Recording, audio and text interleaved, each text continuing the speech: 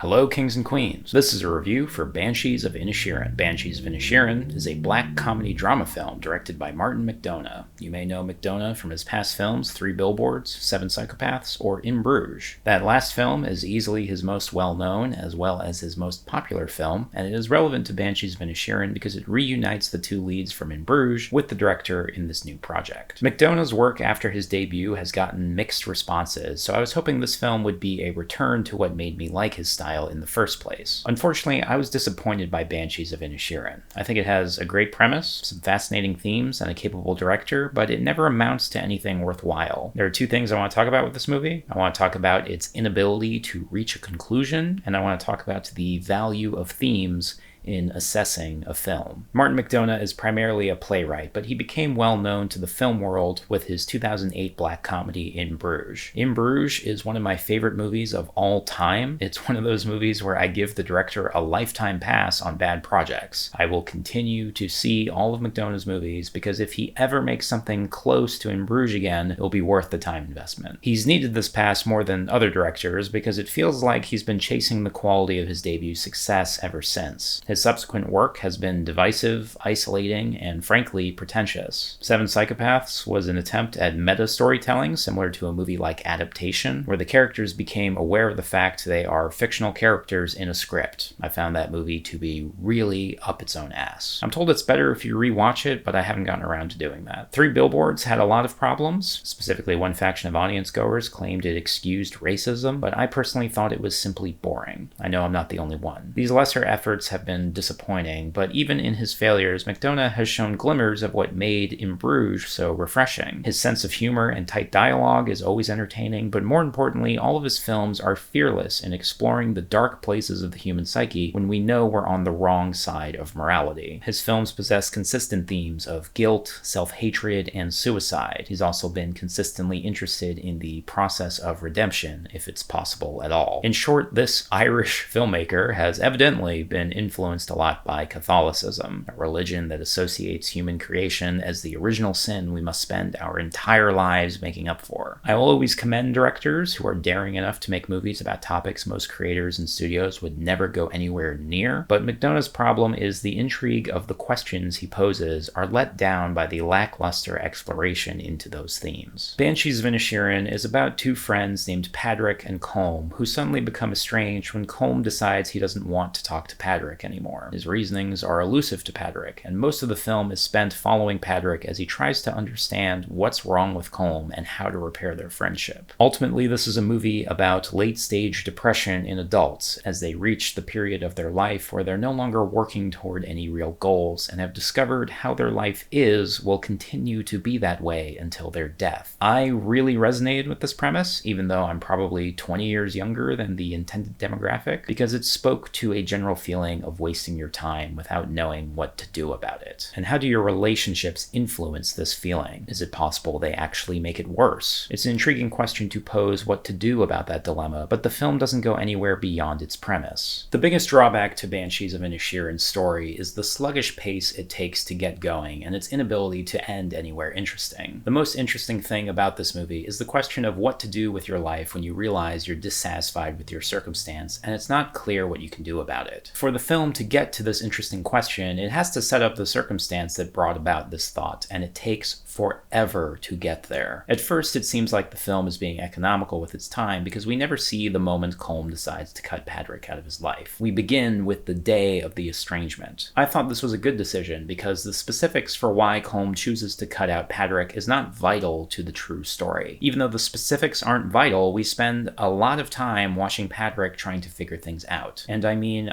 a lot of time. If you have seen the trailer for Banshees of Inisherin, you could walk into the theater an hour into this 2-hour film and you wouldn't have missed much. There are some other characters and storylines that are set up in the first half of the movie that add some value, but the relationship between Padraig and Colm doesn't really go anywhere. We see multiple iterations of the same scene throughout the first hour. Padraig says he's confused why Colm isn't talking to him. Cole remains reticent about his reasonings while repeating his request for Padraig to leave him alone. Then one of them storms off. I understand why these scenes are in the movie. These interactions are believable for how the characters would react react to the situation. It wouldn't make any sense for either character to launch into a nuanced philosophical rant about their life-altering depression. It takes time to build to that point. While that's an understandable rationale for the pacing of this film, it doesn't make it any less boring. The bigger issue is whatever faith you place in the film to get somewhere interesting is wasted. Banshees of Inisherin fails to explore its central theme at all, and concludes with a non-ending that makes the entire endeavor feel like a waste of time. I don't want to spoil the film, but I think I can say that none of the conflicts depicted progress anywhere. There is a side character or two who have some finality to their story, but not in a way that builds towards anything cohesive with the rest of the narrative. To the extent there is something connecting everything in Banshees of Inisherin, it is an overbearing depression that's present in every narrative beat. Believe me, I am the type of person who would be interested in an oppressively depressing story, so it wasn't the grimness of the film that bothered me. It was disappointing because the themes were compelling, but they didn't evolve into anything other than a theme. Banshees of Inisherin has been received very positively by some critics, and the disconnect between the critical praise and my own assessment has renewed an ongoing theory I have about film critics. I feel like oftentimes my movie reviews end up being critic reviews. Sometimes it seems like people associate thought-provoking themes with high-quality filmmaking. Themes are integral to assessing the artistic cohesion of a piece. They are the tool that makes films more than the sum of their parts. Truly great films can tie multiple themes together without losing the cohesion of the narrative, which results in a complex work with a lot of depth. As strong as themes can be, they're not what traditional audience members gain an attachment to when they watch a movie, because you don't need a lot to have a theme. In fact, they can often be accidental. For example, the work of Steven Spielberg and Paul Thomas Anderson both have a theme of broken families. They often have characters affected by divorce or estrangement, or they find a pseudo-family in an alternative community. This theme exists across their body of work and within individual films, but it would be a mistake to say either filmmaker intended to make movies about broken families. It is simply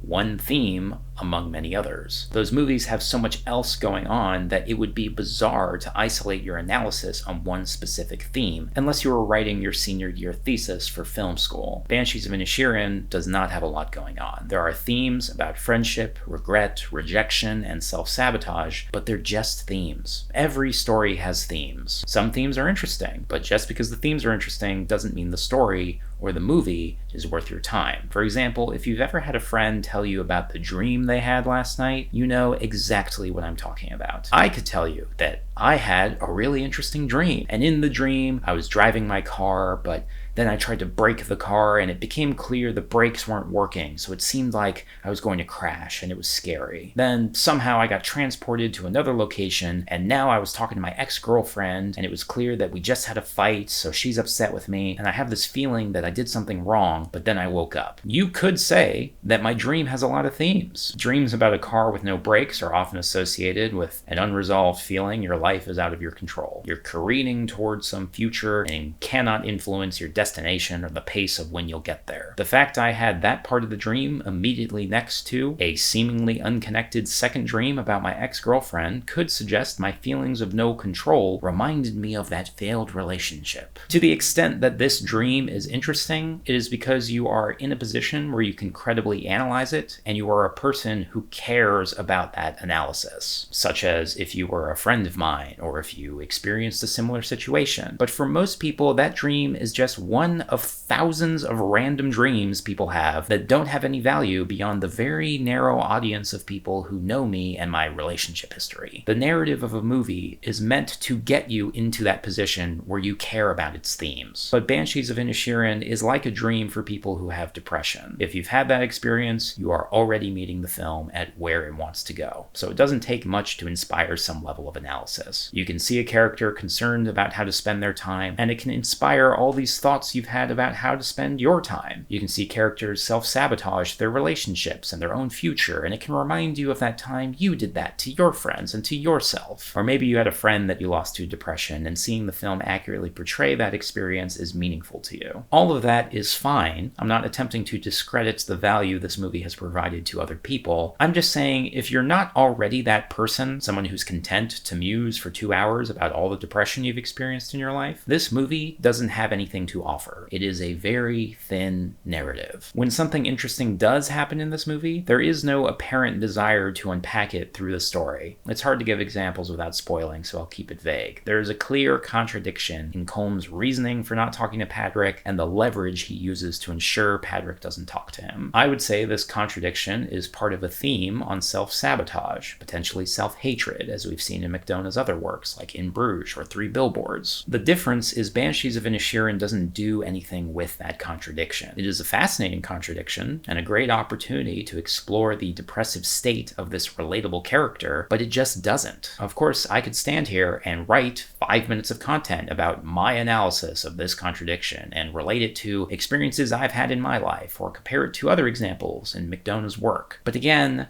none of that is in the movie. So unless you're willing to do that, it's just boring. Unless you're someone active on Letterboxd, a member of a film discussion group, or have some friends you can talk with about the movie after seeing it, Banshees of Inisherin isn't a movie I can recommend. I would give it a 3 out of 5. Maybe I should give it a 2 out of 5, but I don't think it was explicitly bad. It was a little dull, which was disappointing because it had so much potential, but it is like a fine movie. I liked it more than Seven Psychopaths and Three Billboards, that's for sure, but that's not a real high bar. Banshees of Inisherin cements McDonagh's body of work as intriguing on the surface, but ultimately disappointing.